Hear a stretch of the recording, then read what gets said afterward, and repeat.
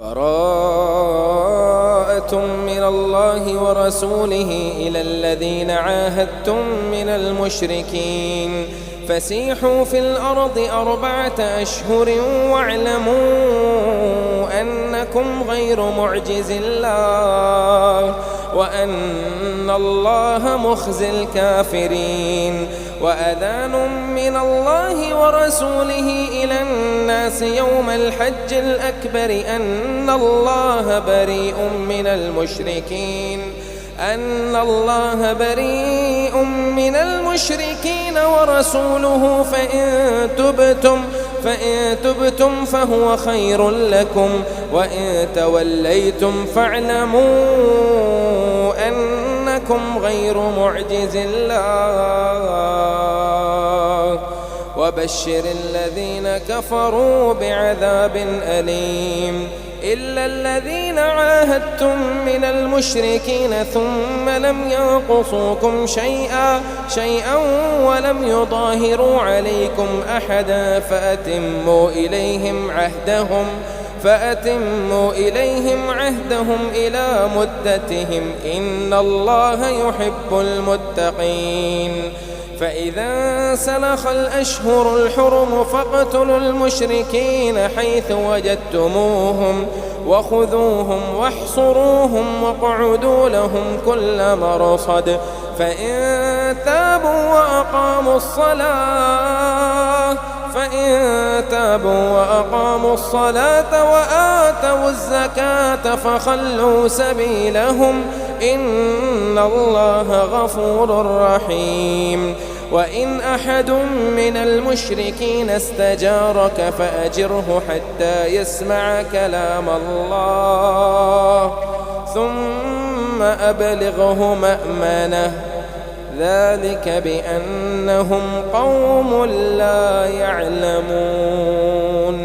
كيف يكون للمشركين عهد عند الله وعند رسوله إلا الذين عاهدتم عند المسجد الحرام فما استقاموا لكم فاستقيموا لهم إن الله يحب المتقين.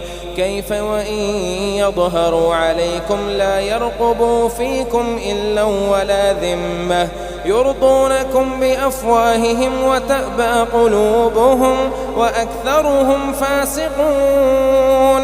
اشتروا بآيات الله ثمنا قليلا فصدوا عن سبيله إنهم ساء ما كانوا يعملون.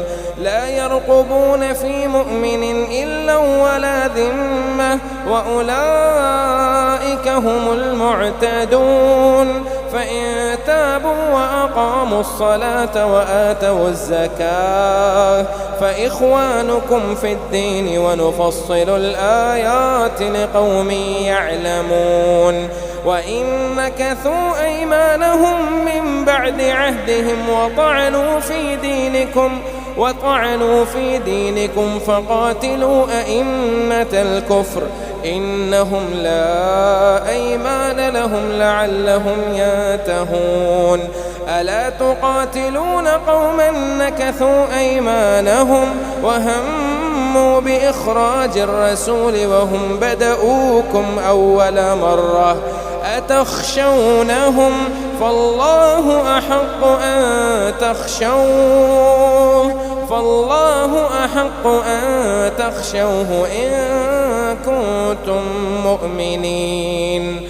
قاتلوهم يعذبهم الله بأيديكم ويخزهم وينصركم عليهم ويشفي صدور قوم مؤمنين ويذهب غيظ قلوبهم ويتوب الله على من يشاء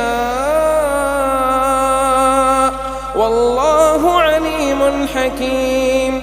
أم حسبتم أن تتركوا ولما يعلم الله الذين جاهدوا منكم ولم يتخذوا من دون الله ولا رسوله ولا المؤمنين وليجة والله خبير بما تعملون.